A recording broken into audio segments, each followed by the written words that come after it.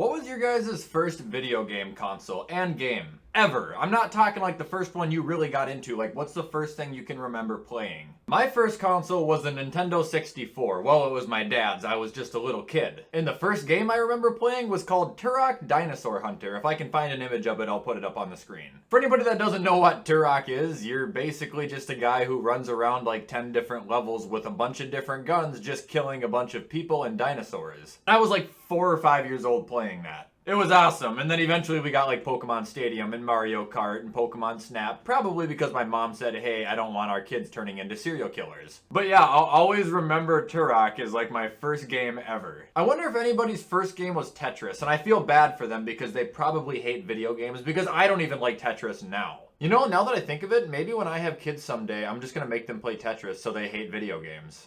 I mean, at least that way we'd get Madden out of the bloodline. Seems like a win-win.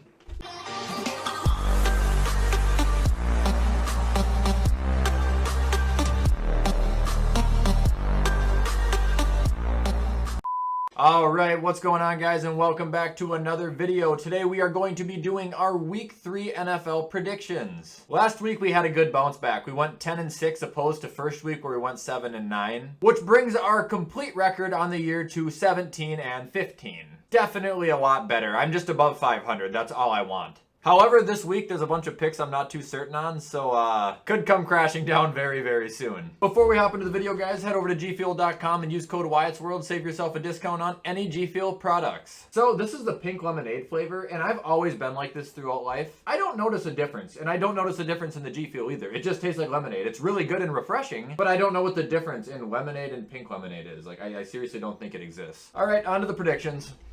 Okay, so to start off week 3, we've got some Thursday night football, and that is the Panthers visiting the Texans. Dude, I think the Panthers are actually a good team. Like, I don't know. I said they were going to be better than anybody gave them credit for. I didn't know they'd be this damn good, though. Houston, they're not going to win even if they had Tyrod Taylor. Unfortunately, he's hurt again. Now it's a hamstring. That guy just can't catch a break, and he looks so good this year, too. Now, I have Houston scoring points because they can, and I need Brandon Cooks, too, for my fantasy teams. They're already looking very, very rough. But I don't have them keeping up with Carolina. I got the Panthers winning this game 31-17.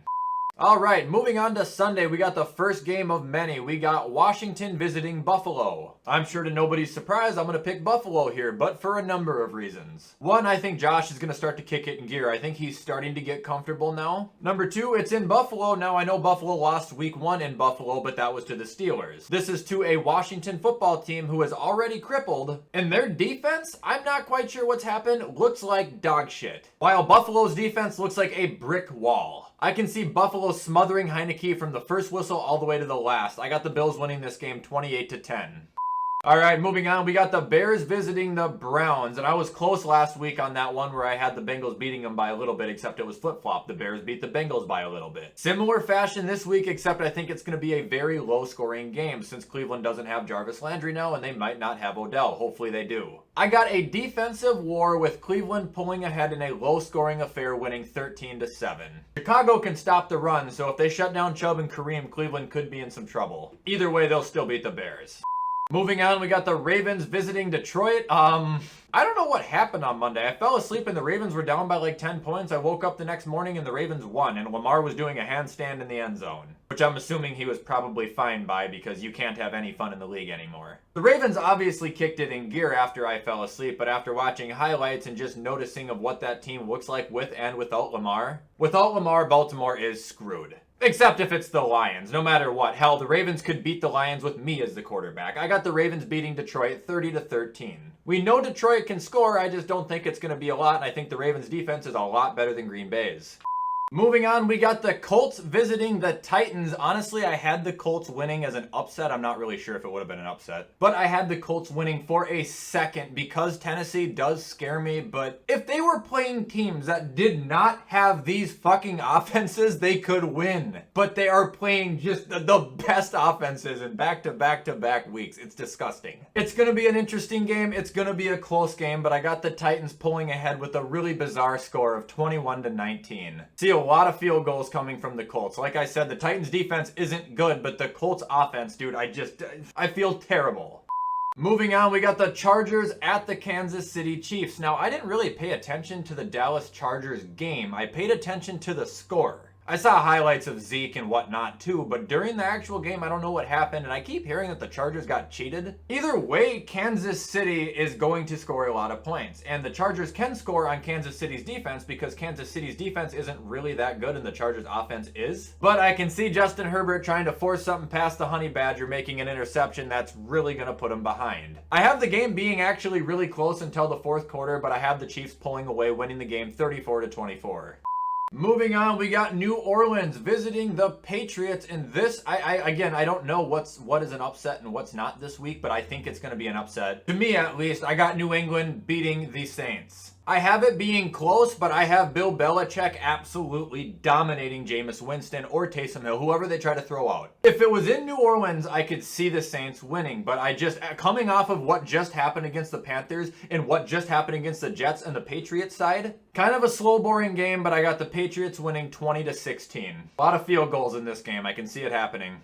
Up next, we got the Falcons visiting the Giants, and this is going to be one of the weird occasions where I actually pick New York because I don't think I will ever pick Atlanta. Unless they face Detroit, Houston without Tyrod, and maybe Jacksonville, I don't think they're capable of beating anybody. They're ass, okay? Just, they're ass. I got the Giants winning by 10 points, 23-13. Moving on, we got the Bengals at the Steelers. This wasn't at Heinz Field. I could see the Bengals winning, but I don't think they're going to yet. Maybe the second time they play, like I said, it'll obviously be at the Bengals' house, but it's going to give the Bengals more time to adapt. They still look a little bit raw. They looked a lot worse against Chicago than they did against Minnesota, I guess is what I'm trying to say. I have them remaining within one score, but I don't have the highest score in this game either. I have the Steelers winning 17-10. I see Joe Mixon struggling. I see Joe Burrow struggling. They got a good defense they're going against. There's going to be a lot of pressure. All right, up next, we got Arizona visiting Jacksonville. Good God almighty. I think the highest scoring offense currently in the NFL going against possibly the shittiest defense in the NFL. Good fucking luck, Jacksonville. I got Arizona winning 36-13. If I was a Jags fan this week, I would actually highly consider just either watching something else, going for a walk, staying in bed. Don't watch your game because it's not going to be fun. Up next, we got the Jets visiting the Denver Broncos, and this is what I'm going to call a hot take. Denver is a fraudulent 2-0, and I think they're going to be a fraudulent 3-0. Giants, Jags, Jets. And then you got teams like Indianapolis. Play the fucking Seahawks, the Rams, the Titans. I'll have nicer things to say about the Broncos when they beat a team that's capable of wiping their own ass. I have the Broncos beating the Jets 20-7, making them 3-0. All right, up next, we got the Dolphins visiting the Raiders. Oh, I'm so happy with the Raiders. But watch this be the game they fucking lose. They go out and they skin the Ravens and the Steelers alive, and they'll lose to the fucking Dolphins now. I can see Miami stringing together some points, but it's not going to be enough to keep up with Vegas. I got Vegas winning this game 26-14. And what I hope to see is the 3-0 Raiders actually being taken seriously. Good for you, Vegas. Good for you. Up next, we got possibly the greatest game we're ever going to watch. We got the Tampa Bay Buccaneers fighting the Rams. I'm not saying playing because they're not. They're going to be fighting to the death. Both teams have immaculate defenses. Both teams have immaculate offenses. Both teams find ways to score. Both teams are going to score. I got the Buccaneers barely surviving the Rams by a field goal, winning this game 27-24.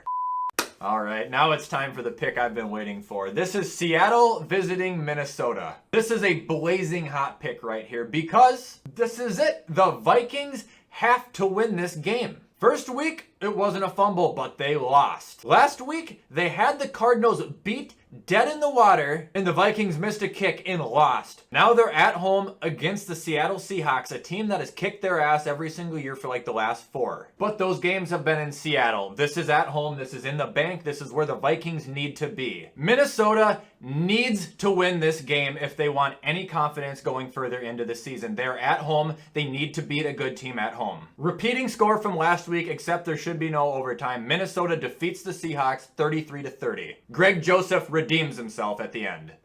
Moving on, we got the Green Bay Packers visiting the San Francisco 49ers. I really hope everybody can shut the fuck up about Green Bay now. San Francisco will keep up with them because I do think they'll get enough stops, but it's not going to be enough to hold them when the game ends. Green Bay will win 17-14 in a surprisingly low-scoring affair.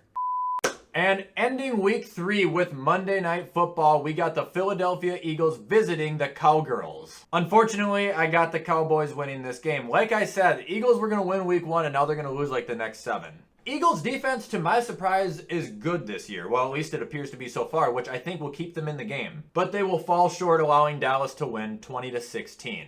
And then we're going to have to hear about the whole fucking we them boys for America's team, Dak's MVP, Mike McCarthy's getting lifeful suction, stupid shit like that.